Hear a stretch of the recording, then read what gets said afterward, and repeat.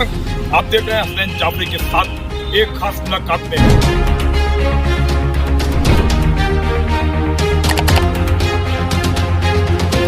नमस्कार, आप देख रहे हैं इंडिया एक्सप्रेस लाइव और पढ़ना राय के साथ। चलिए नजर डालते हैं आज की बड़ी खबर। लखनऊ में अधिवक्ताओं के आन बान शान वकीलों के चर्चित अधिवक्ता नेता एडवोकेट अजय यादव।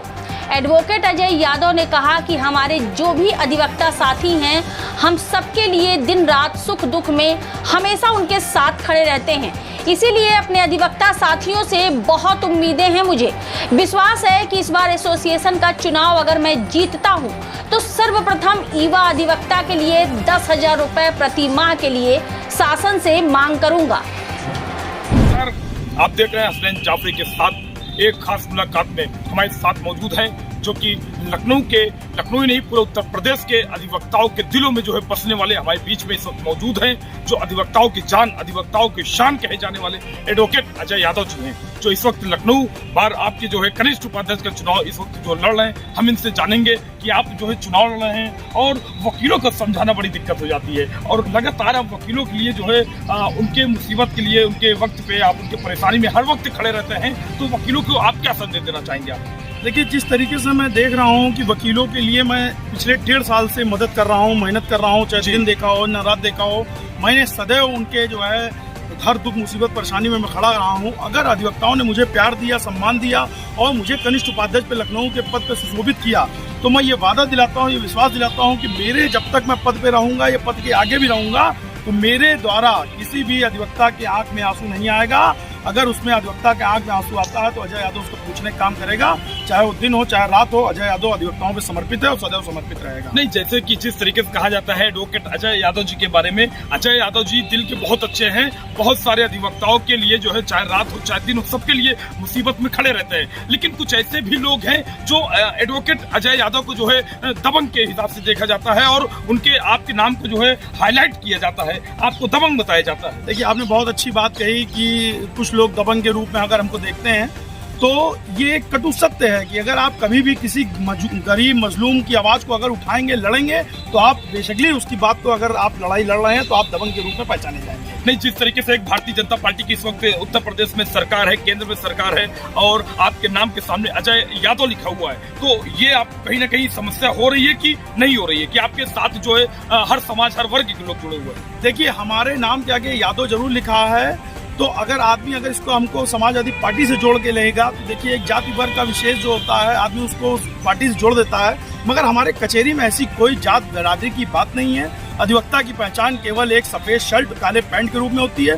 मुझे सर समाज के लोग प्यार करते हैं, सर समाज के लोग आशीर्वाद देते हैं और मैं कभी भी किसी की मदद में जाता हूँ, मुसीबत में जाता हूँ, परेशानी में जाता हूँ, तो कभी कोई जात पात भेदभाव देख के मैं काम नहीं करता हूँ। मेरे लिए सर्वप्रथम एक जात है, एक पहचान है और एक समाज है, वो है अधिवक्ता मेरा परिवार, और उस परिवार के लिए मैं रात दिन समर्पित हूँ और आगे भी समर्पित रहूंगा। आगे मैं चुनाव लड़ रहा हूँ, अगर सबने मुझे आशीर्वाद दिया, प्रेम दिया, तो मैं हो सकता है उनकी बेहतर से बेहतर मदद कर पाऊँ। युवाओं के दिलों में जो है राज करते हैं और युवाओं के लिए आप सदैव तत्पर रहते हैं और युवाओं की सोच रखते हैं, तो ऐसे हाल में भी आप माननीय ब्रजेश पाठक उत्तर प्रदेश के उप मुख्यमंत्री जी से आपने मुलाकात भी किया है, तो उनके लिए आपने क्या जो है मांग की है?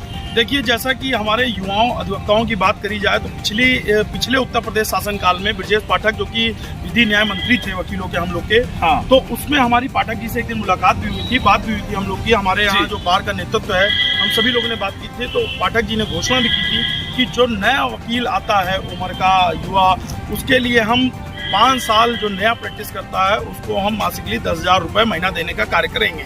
चूंकि 5 साल तक नए अधिवक्ताओं के लिए दिक्कत परेशानियां रहती हैं और सीखने का दौर रहता है, तो 10,000 रुपये की उन्होंने घोषणा की थी। मगर पूरी सरकार बीत गई, 5 साल बीत गया, ब्रजेश पाठक जी विधि न्याय मंत्री से भी हट गए, अब तो डिप्टी सीएम हो गए।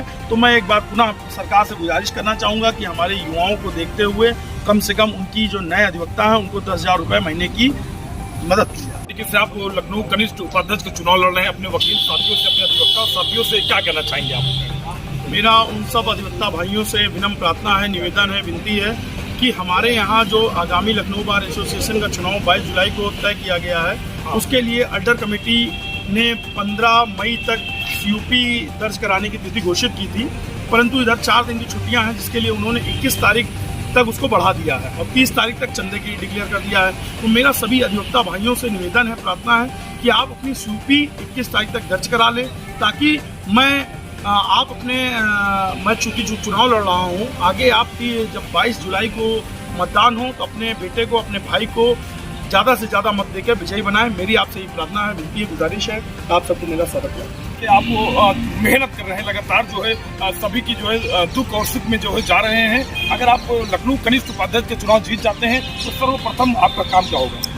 देखिए, सर्वप्रथम तो मेरा एक मानना है कि हमारे यहाँ लखनऊ बार जो मैं कलेक्ट्रेट परिसर में चुनाव लड़ रहा हूँ, कलेक्ट्रेट परिसर का जी, तो हमारे यहाँ लखनऊ की 5 तहसीलों के अंतर्गत हमारा कलेक्ट्रेट परिसर आता है। हाँ। तो मैं 5 तहसील का, पहली चीज तो 5 तहसील का एक काउंटर लखनऊ कलेक्ट्रेट परिसर में लगवाना चाहूंगा, ताकि हमारे अधिवक्ता भाइयों को खतौनी निकालने में, नकल निकालने में कोई परेशानी ना हो।